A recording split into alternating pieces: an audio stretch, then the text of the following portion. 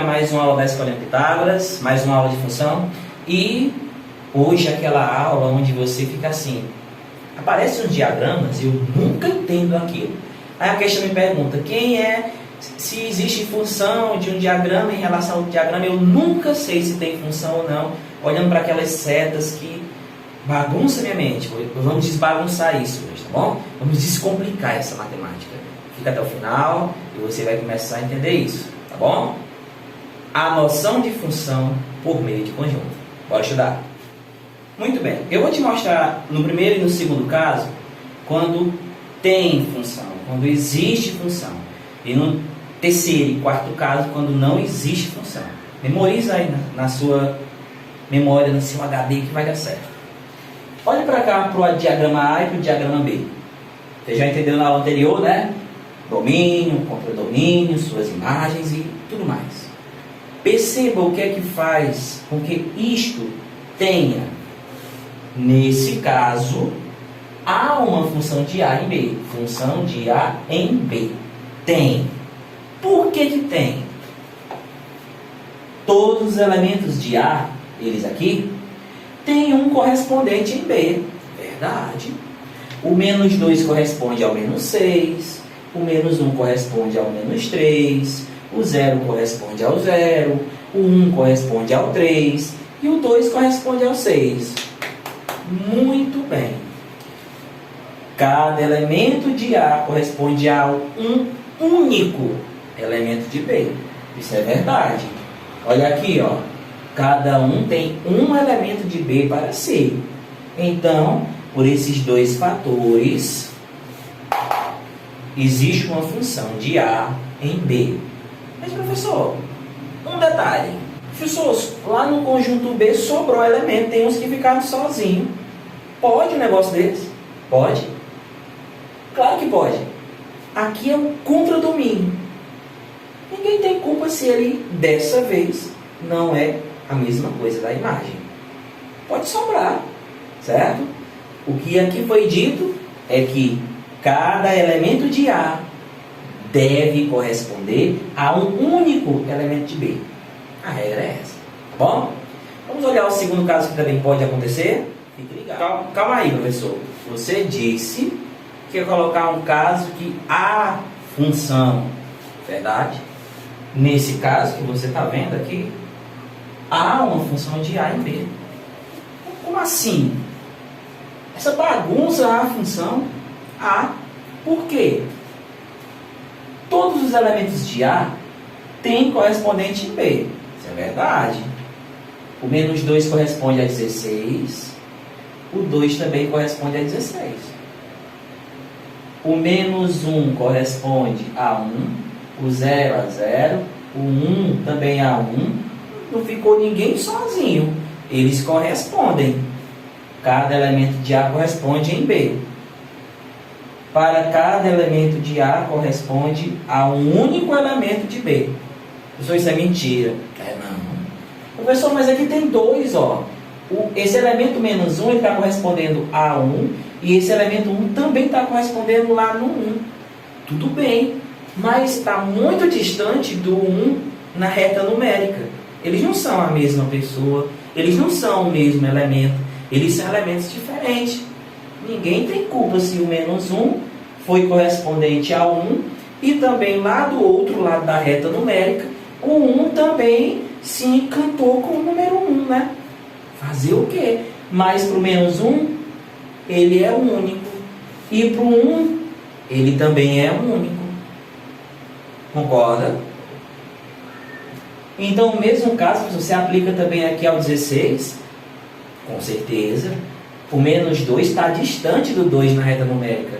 Menos 2, ele é um valor negativo, 2 é positivo, um contrário do outro. Ninguém tem culpa se o menos 2, estou falando uma linguagem bem popular, se ele se encantou com 16. Ele correspondeu ao 16. Mas também o 2 positivo, ó, um mora lá na ponta da rua, o outro lá embaixo, também tem uma relação com o 16. Para o menos 2, o 16 é único. Para o 2 positivo, o 16 também é único. Então, para cada elemento de A, corresponde a um único elemento de B. Entendido? Por isso, que mesmo estando assim, você tem que ter cuidado com esses detalhes. Há uma função de A e B. E para quem tinha dificuldade de entender sinais, certo? Função de A em B. É assim que se lê, tá bom? Então, vamos agora conhecer os dois casos que não são funções. Cuidado para não confundir as coisas, tá bom? Eu te mostrei os dois que são funções. E agora eu vou te mostrar os outros dois que não são funções. Bem fácil. Professor, cadê as regras? Gente, não é função. E exatamente por conta das regras que nós acabamos de ver, para não ficar tanta regra, né? Bastava aquelas. O que era que as regras diziam? Para cada elemento de A tem que corresponder ao elemento de B. Até que passou na primeira, né? Passou. Cada elemento de A está correspondente a B. Mas tem um detalhe muito importante. Sempre as segundas regras eram: para cada elemento de A corresponde um único elemento de B. Olha esse elemento aqui do A.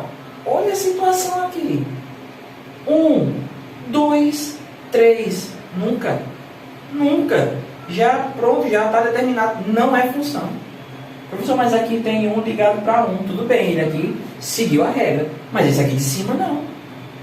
Então isso aqui não é função. Simples assim. Por quê? Porque a função é para cada elemento de A um único elemento em B. Não é função e pronto. Vou te mostrar agora o caso que também não é função. Quarto caso. Simples, não foi? Não está te enchendo de regra, não precisa disso tudo não. Basta entender. Já é muito bom ser assim. Muito bem, professor. Tem certeza que isso aí é um caso que não tem função? Não existe função de A em B nesse caso? Mas está tão bonitinho, cada um com o seu, ó. Aqui, ó, elementos de A correspondentes a B. A primeira regra é que cada elemento de A, cada um deles, esteja correspondente a B e que cada um deles esteja correspondente a um único só lá no conjunto B. Mas, gente, dá uma olhada. Tem dois elementos que não estão conectados com ninguém. Não pode. O professor quer dizer que aqui no conjunto A, os valores de X, não pode ter nenhum sobrando, não? Tipo assim, eles dois aqui não quiseram, pronto, deixa. Não pode. Sobrou eles dois não estão conectados a ninguém no outro conjunto, então não tem função. Certo? Não pode. Não existe aqui nesse caso função de A em B. Simples assim. Agora vamos fechar aqui de forma bem tranquila, tá bom? Vamos lá tentar definir o que foi que aconteceu aqui, ó.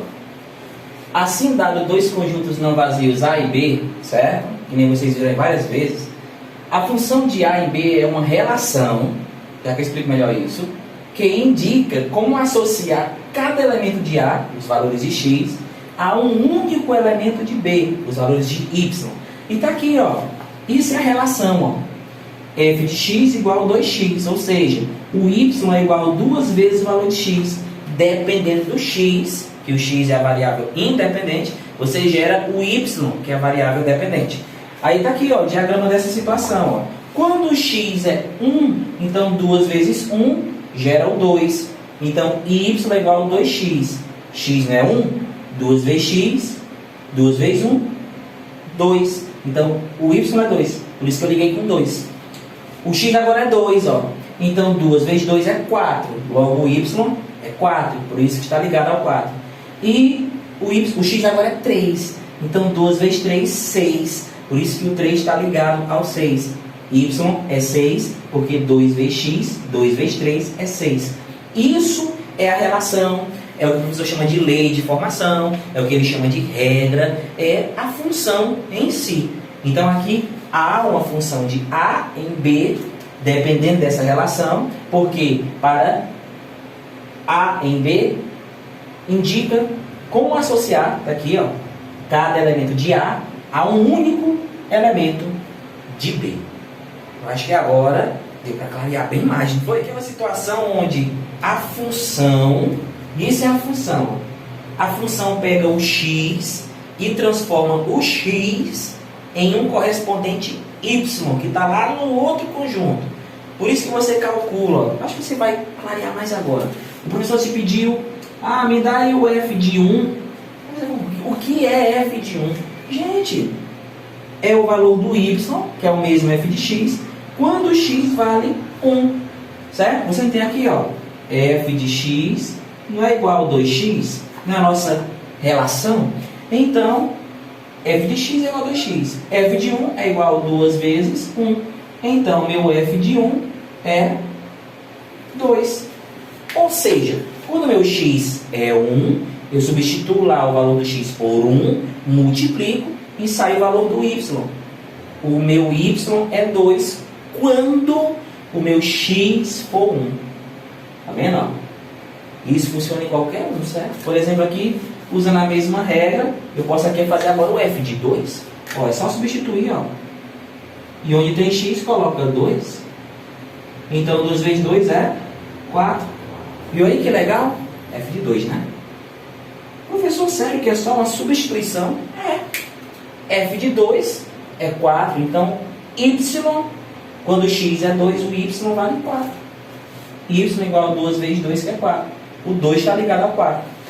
Era só isso, aquela história de f de 1, f de 2, f de 3. Ou para achar o valor de y quando x vale tanto, entendeu? É simplesmente isso que acontece. Agora eu tenho certeza que isso aqui, que você via nos livros, ou que vai ver ainda, tem sentido, né?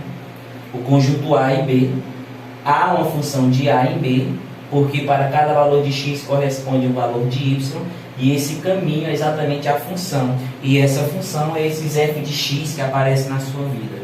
Bom, espero que tenha clareado tudo em relação a quando existe função e quando não existe. Qualquer dúvida deixa o comentário e não perca a próxima aula. A próxima aula está bem interessante. Tchau, tchau.